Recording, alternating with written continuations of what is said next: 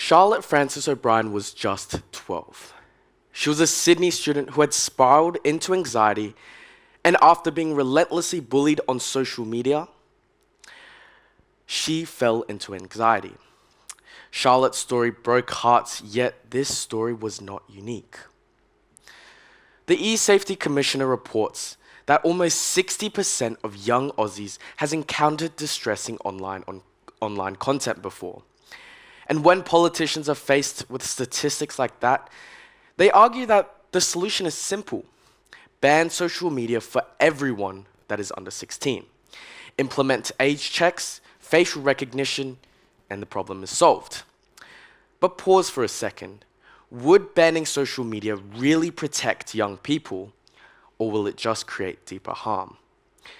Good afternoon, everyone. I am Ray Feng Shu, and I'm honored to be here at this school-based TEDx talk. Now, at a quick glance, banning social media does seem logical.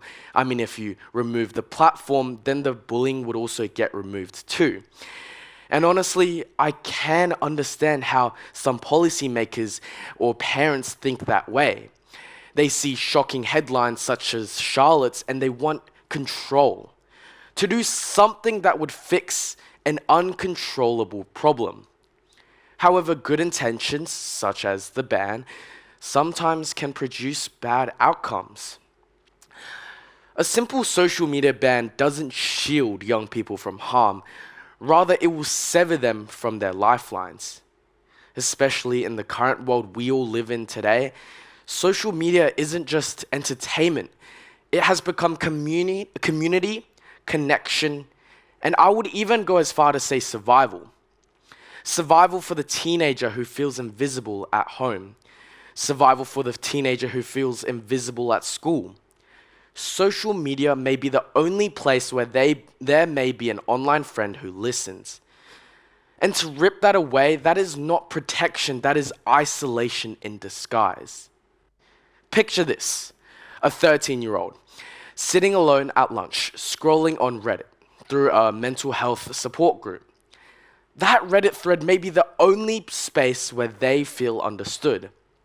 However, if we cut that cord, who will be catching them when they fall? Banning social media will leave young Australians to suffer in silence. That is unseen behind a government policy that was meant to keep them safe. This is abandonment. I also want to highlight the fact that this isn't just about safety. It is also about freedom. Because at what point does protection become control? If the government decides what apps teenagers can use or what they can't, where does this power stop? This restriction may look like care, but all I see is dependence. It teaches for children to be dependent instead of resilient. We shouldn't be building a generation that fears the internet. We should be building a generation that is strong enough to face it. Now, I also want to point out that social media is one of the only sources that gives younger people a voice in a society that often neglects them. A good example is the 2023 Voice referendum campaign, where youth-led accounts have reached millions in followers with vast amounts of information that the traditional media just often ignored.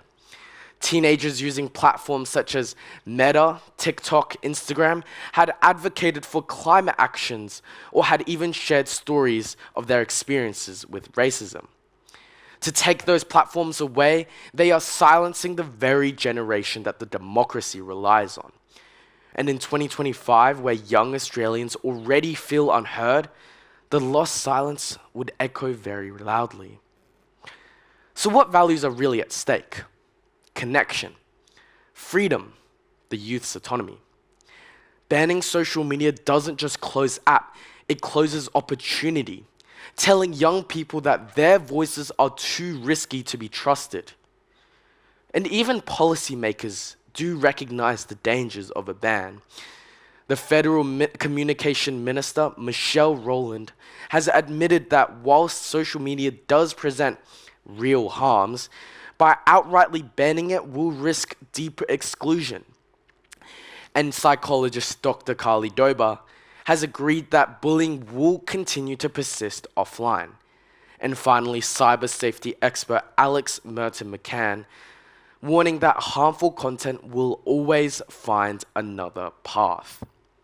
These experts are not dismissing the problem, they are proving it. They show that danger lies in a lack of accountability, not accessibility. Meanwhile, the data shows another story. One about hope. ReachOut's 2024 survey has found out that 40% of young Australians say that online communities help them manage stress, with thousands of them crediting Discord, Reddit, peer support groups. They are easing anxiety or loneliness. These numbers do matter, as they reveal the other side. Social media isn't the cause of harm, it is actually a part of healing. And to take that away, the damage deepens.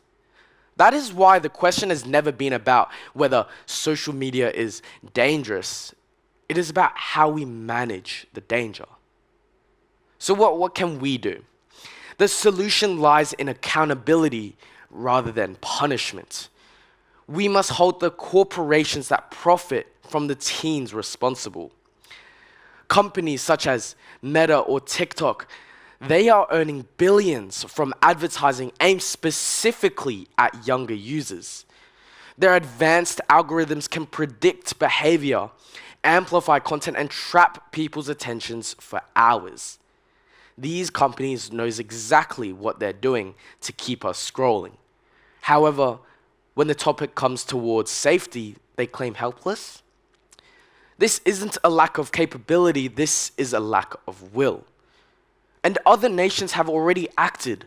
The European Union's Digital Services Act forces the companies to reveal their algorithms and to remove any harmful content. Otherwise, they are risking facing fines in the hundreds of millions. If Europe can demand accountability from these firms, so can Australia.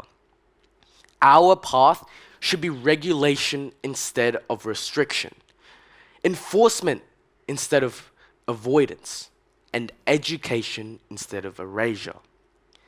So this brings us to the core of the tension: protection versus empowerment. And I already know that many parents would be rooting for a social media ban. I mean, it will finally bring the family together at dinner. It may help the teens reduce anxiety, help them maybe improve their sleep. And yes, whilst these concerns are valid, the solution isn't prohibition. Think about it like this. Do we ban cars simply because of crashes? No. We teach how to safely drive, to enforce road rules, and to build better roads. Social media should be treated the exact same way: regulated and educated. Protecting without empowering simply leaves teens dependent, and empowering without protecting leaves them exposed. So we need both. And time is running out. Australia's mental health crisis for young teenagers is escalating, with half of all mental health conditions emerging before the age of 14. And if we respond to this by stripping one of the only places where teenagers can connect and find help, we are speeding up the explosion instead of diffusing it. We all have a moral obligation to act with wisdom and not with panic. The time for action is now. We must demand that technology helps serve young people instead of exploiting them. We must insist that algorithms prioritize well-being instead of engagement, and that platforms must stop profiting off of harm. We must create places where teenagers are able to connect safely, share freely, and express their thoughts loudly. This is our shared responsibility and is our collective fight. So should Australia ban social media for under 16s? No. Banning simply won't erase bullying. It won't heal loneliness. In fact, it may intensify it. Banning simply won't make teenagers safer. It may just make them silent. The illusion of safety is not sufficient. We need genuine protection, where platforms are designed responsibly, with regulators enforcing for compliance. For younger people to be equipped with the skills to survive in the digital world. Because let's face it, social media is not going to vanish. Our choice is whether we let it exploit or we empower it. Let's choose empowerment. And let's reclaim social media as a space for connection, truth, and resilience. Bans do offer easy news headlines, but hollow hope in succeeding with the root of the problem. Accountability requires effort, but delivers lasting change. Global change starts with us today. Together, we can make the online areas safer without just silencing the voices that is dependent on social media. Because the goal is not to silence the young, it is to help them be heard safely and independently. Thank you.